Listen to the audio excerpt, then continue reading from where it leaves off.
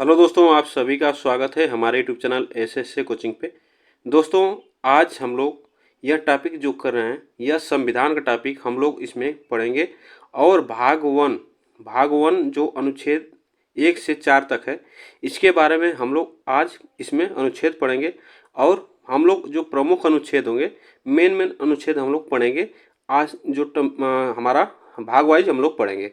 तो यह आज का जो टॉपिक है यह संविधान का भाग 1 है। तो इसमें हम लोग पहले भाग 1 आज टॉपिक करेंगे। तो चलिए हम लोग देखते हैं। तो संविधान के बारे में थोड़ा सा जान लेते हैं। देखिए, संविधान के बारे में जो है, संविधान जो है सभी के लिए बराबर एक नियम और कानून को ही हम क्या कहते हैं, संविधान। मतलब सभी के लिए एक नियम बनाया गया है और कानून बनाया गया है, तो उसी को हम क्या कहते हैं, संविधान कहते हैं। तो जो मूल संविधान हमारा जो बना था, तो उस समय 22 भाग और 395 अनुच्छेद थे।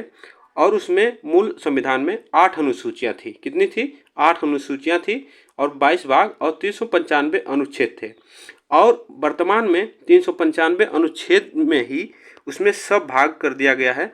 तो उसमें बढ़कर अनुच्छेदों की संख्या 470 प्लस हो गई है।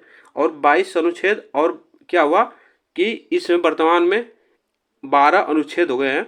तो आप लोग इसको 12 अनुसूचियाँ हो गई हैं। उसमें पहले जो मूल संविधान था उसमें 8 अनुसूचियाँ थी और वर्तमान में अब 12 अनुसूचियाँ हैं।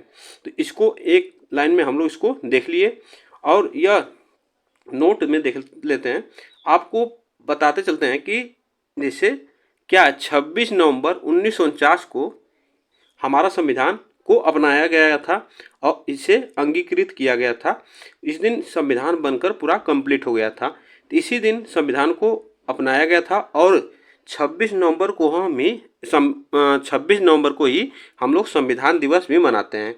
तो आप लोग इसको याद रखिएगा। क्वेश्चन आता है कि 26 नवंबर को संविधान अंगीकृत किया गया था।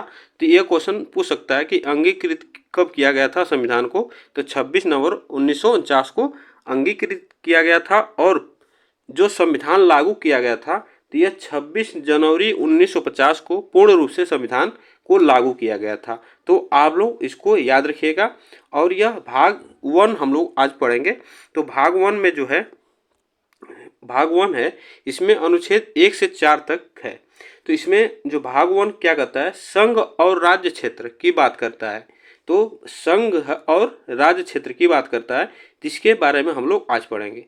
तो अनुच्छेद जो पहला है, फर्स्ट है, इसमें क्या कहता है, भारत राज्यों का एक संघ है। क्या है? भारत जो है वह एक राज्य, मतलब राज्यों का संघ है। यह इसमें बात की गई है अनुच्छेद 1 में।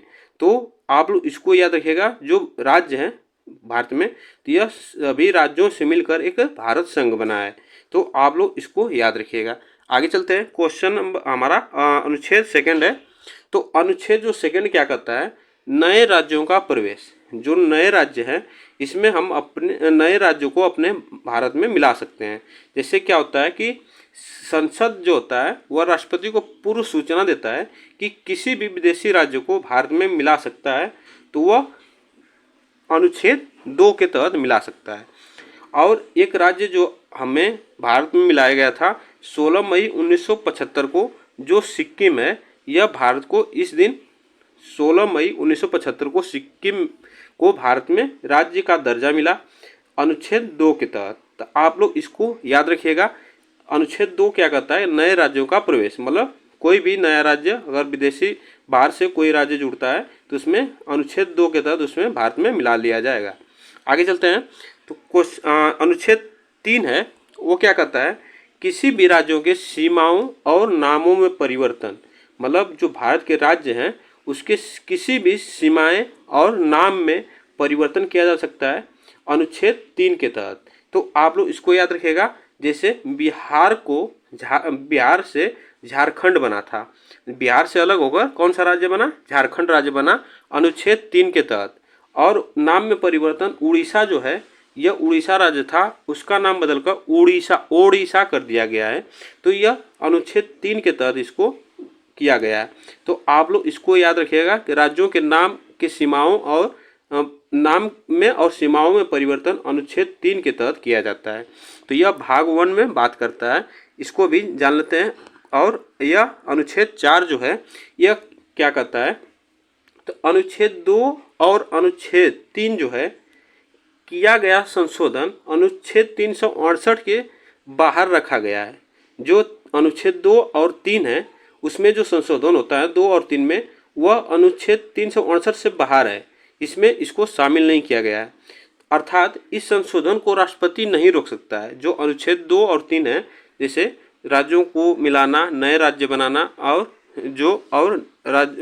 राज्यों में सीमा का परिवर्तन और नाम में संशोधन, जो अनुच्छेद 2 और 3 के तहत होता है, तो इसको आप लोग याद रखिएगा। तो यह इसको राष्ट्रपति भी नहीं रोक सकते हैं, इस संशोधन को, अनुच्छेद 2 और 3 को। तो आप लोग इसको याद रखिएगा, यह अनुच्छेद 4 में बात की गई है। और अनुच्छेद जो 368 है, इसी के तहत क्या होता है कि संशोधन किया जाता है किसी भी क्या होता है कि अनुच्छेद 368 के तहत ही संविधान में संशोधन किया जाता है। तो आप लोग इसको याद रखिएगा। तो यह जो भाग 4 है, यह भाग 1 में अनुच्छेद 4 है, यह भाग 1 का यह सभी अनुच्छेद है। इसको हम लोग आज देखें और अगले टॉपिक में हम लोग भाग 2 देखेंगे। तो यह आप लोग याद रखिएगा, यह महत्वपूर्ण टॉपिक है, इससे प्रश्न आते हैं एग्जामों में। तो आज के लिए यह छोटा सा वीडियो है, लेकिन बहुत इंपॉर्टेंट वीडियो है। तो आप लोग इसको याद रखिएगा और फिर मिलते हैं नेक्स्ट वीडियो के साथ। आज के लिए बस इतना ही, तब तक के लिए थैंक यू सो मच।